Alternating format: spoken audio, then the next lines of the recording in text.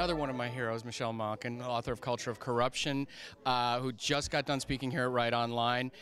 I'm going to ask you a couple of same questions I asked Ed because I think they're important. Do you feel a decided uptick in the level of energy this year among the grassroots activists because we're getting close to an election? Oh, no question about it. I see it in my email box. I see it in my Twitter feed.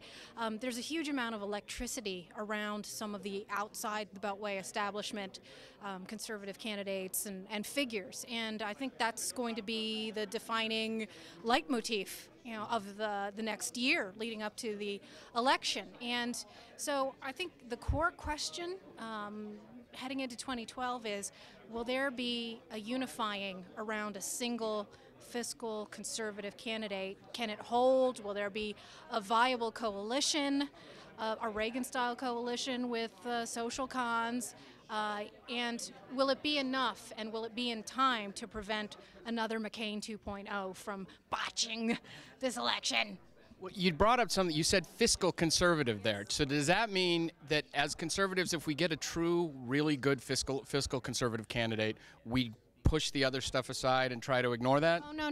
What I'm saying is that that's going to be the unifying thread. I mean, because that was the genesis of the Tea Party movement, and that's the way we're going to be able to take back the White House and reach out, to blue-collar Reagan-style Democrats, to independents, because what's going to be the lead story in the summer of 2012?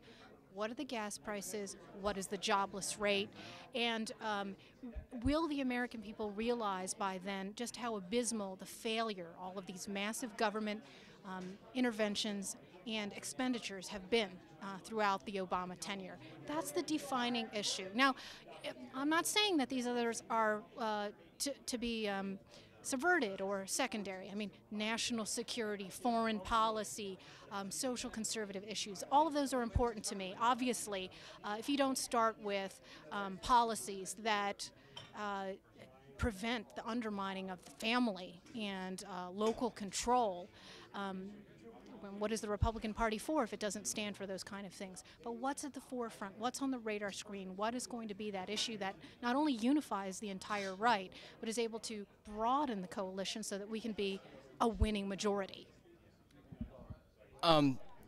One of the biggest differences between now and 2008 I see is the conservative presence in online activism. It's just been incredible what's happened since, because the Obama campaign was so overwhelming in 2008. Do you feel there are some indicators already? Do you think that we may even have the upper hand now when it comes to social media, blogging, and the online activism? Yes.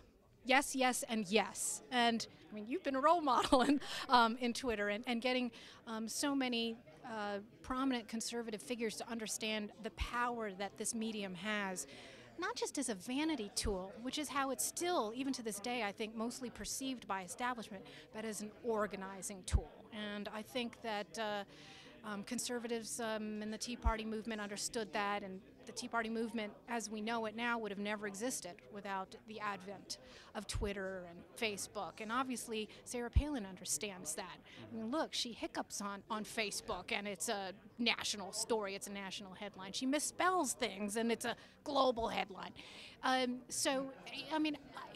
not one of these Beltway technology consultants or strategists, but I do know viscerally that the balance of political energy and passion, enthusiasm, and effectiveness on the internet has shifted to the right.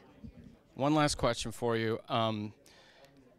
We have the earliest presidential primary cycle going on in history now, but do you feel there is still someone important waiting in the wings who legitimately, Rick Perry said one thing so far and everybody's been in a tizzy for a week and a half, but do you think there's someone legitimately waiting in the wings who could make an impact on this race? I don't know who that would be. There's still a lot of pining for a Chris Christie to jump in, and then we've got Rudy Giuliani and, like you said, Rick Perry. It's a crowded field already, and I think that what grassroots conservatives need to do is look at who's in it right now instead of trying to imagine or wish that they could take the best of all of them, which I have done in my depths of despair, pick the best of all of them and put them together and have some kind of conglomerate candidate. We can't do that. Politics is about pragmatic reality, unfortunately. I mean, we strive for the ideal, and we have to settle for the best that we can get. And then I think for 2012, we have to make sure that it's better than John McCain. Yeah. Michelle Malkin from MichelleMalkin.com. Thank you very much. Really appreciate it.